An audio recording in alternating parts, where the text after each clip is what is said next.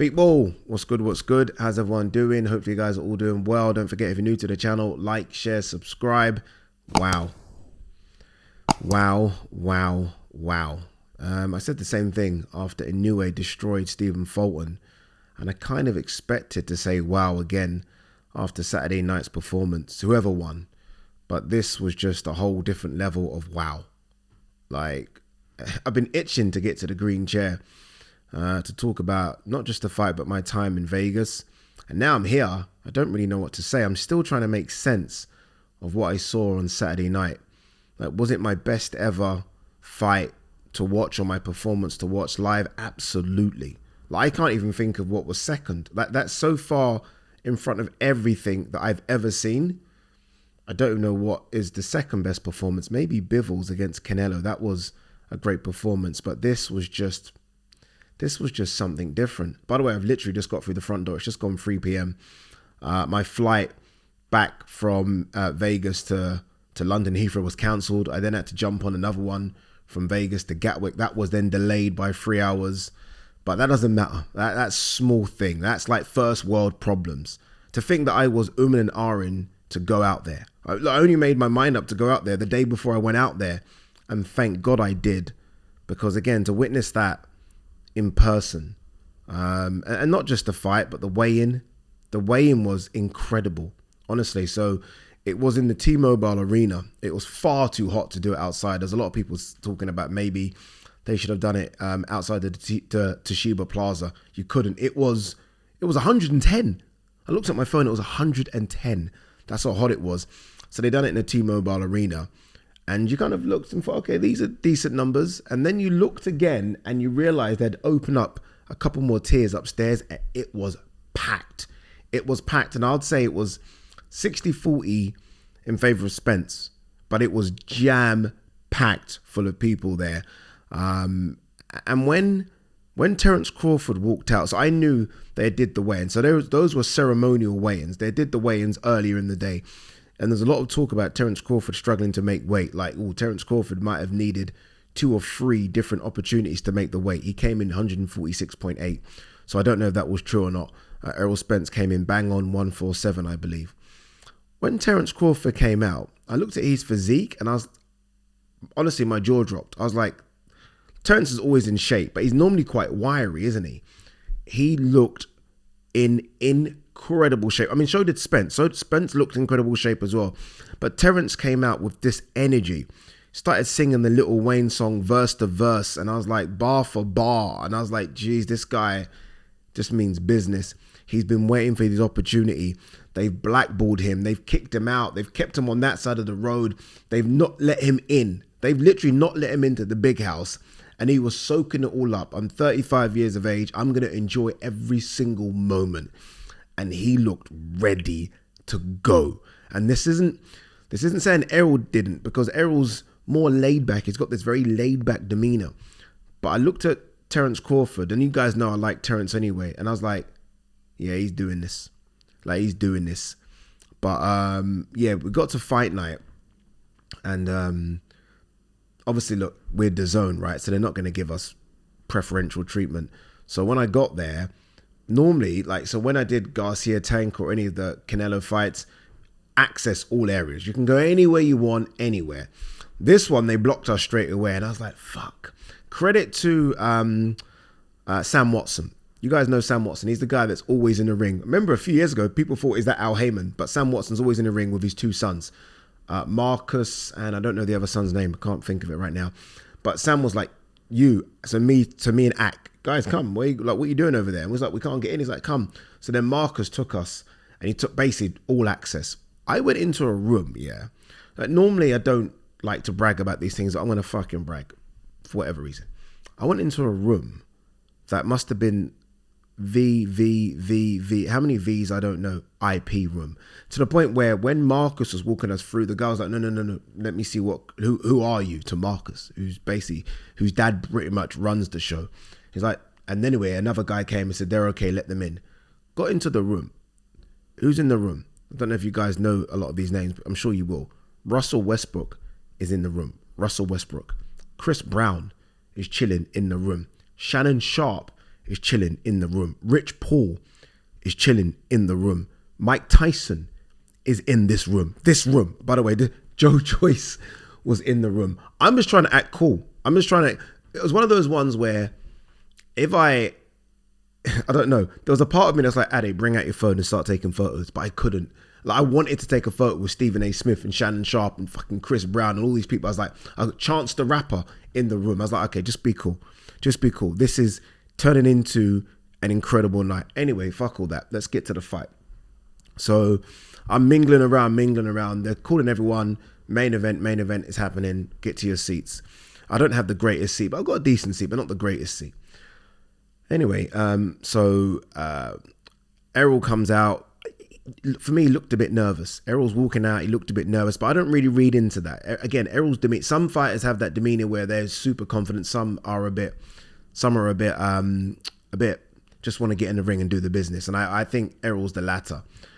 There's been a lot of talk all week. All week, there's been a lot of talk about Eminem potentially walking out Terence Crawford. But everyone's like, sorry, that Eminem's not going to come. Like, Eminem doesn't do these things. I hear M's music and I'm like, okay, at least he's got Eminem's music. That's good enough. When I see Eminem next to him, it's a wrap. For me, it's a wrap. And I know people might say, it's not outplayed. Sometimes it is. It's a wrap. It's almost a bit like when Tank walked out with Floyd, I thought it's a wrap. Do you remember that? And I remember thinking, Ryan, right now you need Canelo next to you. Sometimes when you go into war, just these little things that, like, Terence must have thought, Eminem's right next to me. He must have, like, that energy, that extra 1% could be, right? Between the very elite and elite, right? The small percentages. Eminem's walking him out and the place just goes mental. I'll be honest with you, the place goes mental. And they both get such a good reception. Like, that crowd was genuinely 50-50. 50-50. First round, my heart's beating through my chest. Again, I like Terence more than I like Errol, but you know, I'm a fan of both, right?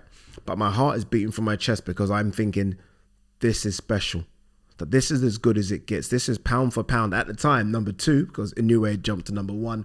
Pound for pound number 2 against pound for pound number 5. Both of them are unbeaten. Both look in immense shape, like shape of gods, as if God had carved them himself.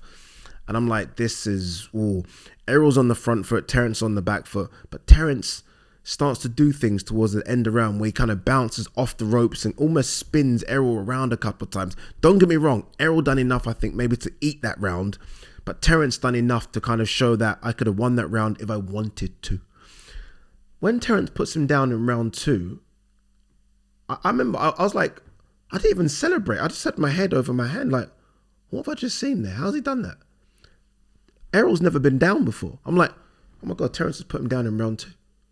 And the crowd then is just, it's erupting. It's erupting. I don't know if you guys can feel the energy through the TV, but it's fucking erupting. And then Terence just goes up one more gear. So if you can imagine, they're both at the same gear in round 1. Both of them are in the same gear, which is basically like neutral, if you think of it from a car's perspective. Errol goes to 2, Terence just goes to 3. And already shows him that you are an elite fighter, Errol. You are a very elite fighter. You're an unbeaten, unified world champion. You are pound for pound number 5. But motherfucker, I'm here. I'm here. And that's when I remember just almost in my own brain thinking, my God. So even at the very, very top table of boxing, there are levels. There are levels to where one's going to be considered a generational talent and one's going to be considered a very, very good boxer. Terence is a generational talent. Errol is an unbelievable boxer, but Terence is generational. What Terence does in that fight, like there was one time where it's almost like there's been a lot of talk about Errol being a lot bigger and stronger than Terence. They clinch once and Terence throws him back. And that's round 2 or 3, just throws him back. And it's almost like, I'm going to play your game and I'm going to beat you up at your game. You're the big guy. You like to fight inside. Let me show you what I can do. Don't know if you guys are MMA fans. John Jones did that to Daniel Cormier. I'm going to digress very quickly. But John Jones, when he fought Daniel Cormier was the wrestler.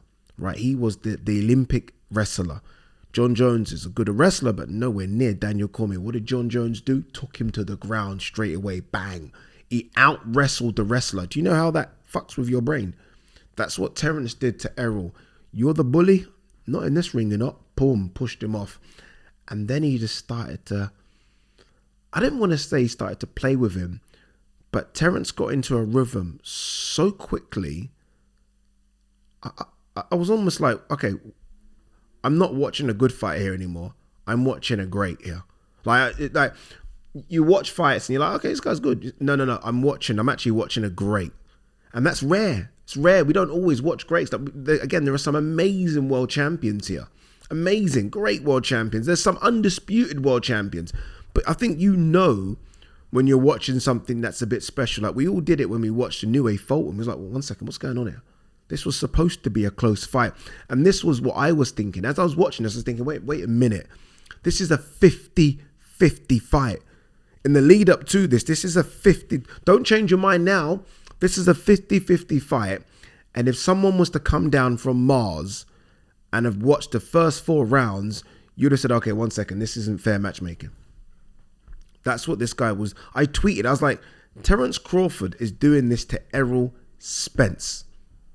Terence Crawford is putting a beating on Errol Spence. What's going on? And then the knockdowns. When you're watching it live, it's hard to see it. But then when you watch it back, the way in which nothing is by chance or by luck. Everything is years of preparation. He can fight off the back foot. That knockdown off the ropes when it's like he faints. Errol jumps in and then bang, bang. It's just precision of the highest level. No. That guy's too good. That guy he's too good. He's an incredible fighter. And that's why he's double undisputed. That's why he's pound for pound number 1. It was funny, I was joking with someone at the end. I was like, I wish he wasn't 35. He's going to be 36 in a couple of months. I wish he was 28. I wish, because I want to see 6 more years of this. Do you know? 6, 7 more. I want to see it. Like, he's only just stepped onto the top table. He's had some good fights. He had some good wins before. But this is it now, isn't it? And I'm like, man, I know he doesn't drink and I know he lives the life. You know he lives the life because he's after party. Everyone else goes to clubs and they pop bottles. He went to Top Golf and played golf with his family. Different. But I wish he was a bit younger because I want to see more. Even when he hurt, do you see that bit where he hurt Errol? I think that was the second knockdown. And first thing he did, looked for Jamel Charlo. Pointing at him, Jamel Charlo gets up all aggressive. I'm telling you now, I like Jamel. At 154, Crawford's beating Jamel Charlo. Crawford is... I don't want to be a prisoner of the moment. He has to be the best finisher in boxing. When you're hurt, you're fucked. There is no... And I said this as well. I hope I said this. I said, Ugas showed you can hurt Errol. But Ugas isn't as good a finisher, or he doesn't have that confidence to, I'm just going to finish you and fuck you up. Terence, once you're hurt, forget about it. Very Wilder-esque. I'm just going to kill you. But whereas Wilder is just a bit all over the place, Terence is so precise with his punches. And he's got every single punch in the book. What punch doesn't he have? He's got everything. He's complete. He's completed the game of boxing. He's clocked the game. He's got everything. And it's funny that there was almost this debate immediately started happening. Floyd or Crawford at 147. And I was like, I don't know. I've never ever ruled against Floyd, but I don't know. Floyd wasn't a killer at 147. He wasn't a killer. Don't obviously beat everyone, but wasn't a killer. Like Floyd will take you points or play with you, right? And he'll win a wide points decision.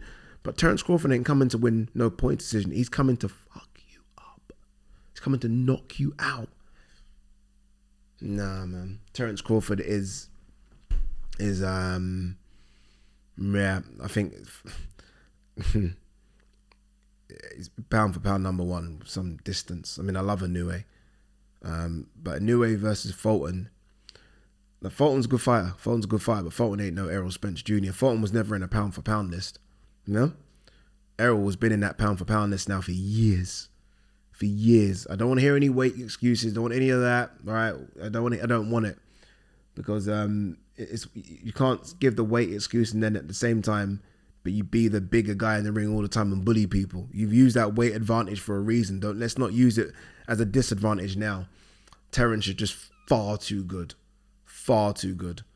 Yeah, honestly, an incredible journey.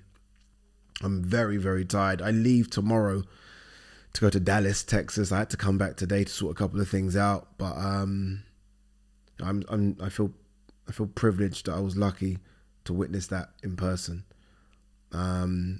Yeah, feel privileged. And you know, like I almost feel like there's been this challenge to America's dominance to put on big fights, right? I mean, we've had some big fights over here, the stadium fights, O2 Arena always looks amazing when it sells out. I've been lucky enough to have gone to Saudi Arabia and Abu Dhabi, who are trying to obviously splash the cash and put on big fights. None of those venues can touch a big fight in Vegas. Like, when I say the stars come out in Vegas, they come out, man. Actors, singers, athletes, former boxers, current boxers, people come out. And then you've just got the rich motherfuckers that you don't know, but you look at their watches and you realize, oh my God, that could buy my house. Different level. But this is all about Bud Crawford, man. And you can see he was emotional.